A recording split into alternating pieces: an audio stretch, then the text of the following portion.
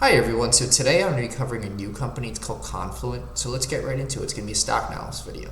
So we're going to first take a look just on Google Gemini on how the company actually makes money. And as you can see here, we're going to go through it more comprehensively, but the focus is the core business revolves around its data streaming platform, and that is called Apache Kafka, which helps businesses leverage real-time data for various applications like fraud detection, personalized customer experience, and live dashboards for key performance. They do offer Confluent's cloud and on-premise deployment Confluent platform as well. The target market's usually large enterprises utilizing open source Kafka and seeking some kind of data management infrastructure solution for their large company. So think of Walmart you're gonna see a couple of customers, but one of them is Walmart, another is BMW, just so you get an idea of how much scale there is to this. We're gonna take a look at earnings, but I have another thing open for that, so we're just gonna avoid that for right now. Keep in mind there is a competitive landscape for it. I had to look this up. They do compete directly with Amazon, Microsoft, Google as well. Oracle is another thing that they compete with, so IBM too. So you have to keep aware that they do compete with the bigger people here, the bigger companies.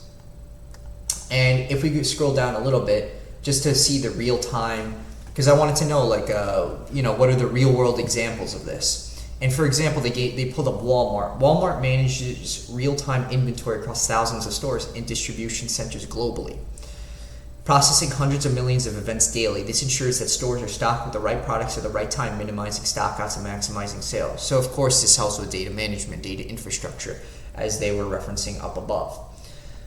You could see here there's another retailer called AO. Personally, I've never heard of that. I don't know if it's a foreign company based outside of the United States, but Citizens Bank I know, EVO Banco I've heard of.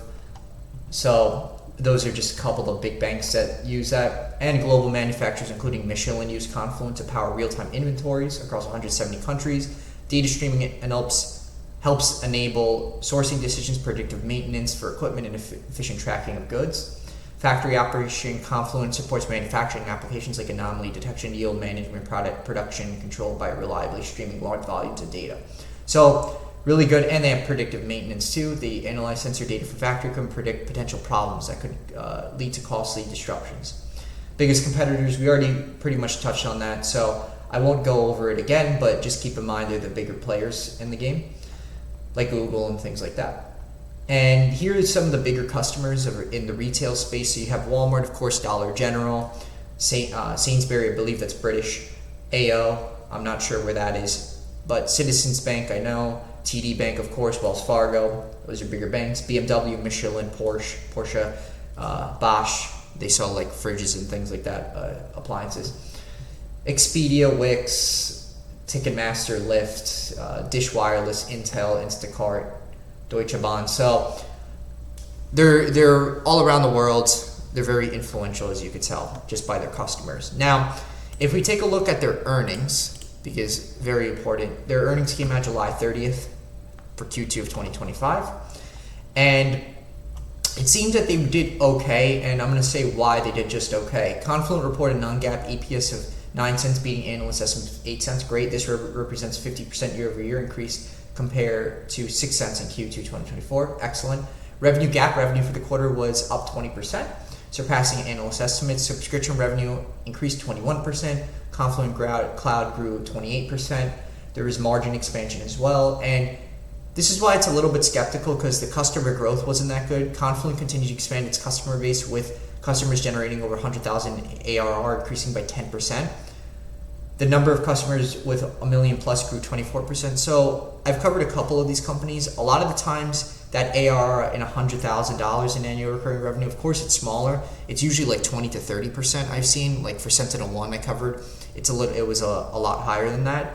And the ARR for $1 million plus also was higher for SentinelOne. For example, I know they're different industries, but just as an example, that the metrics are a little bit lower. I wouldn't say by much, but they're a little bit lower, just to keep note.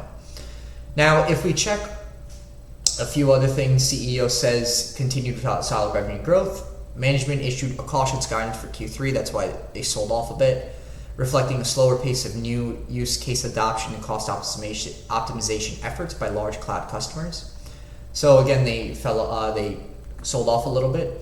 And if we check the short term here, focus, so the short term, it was okay. I believe they just kept in line their full year guidance for 2025. For Q3, however, I believe it's pretty much in line as well.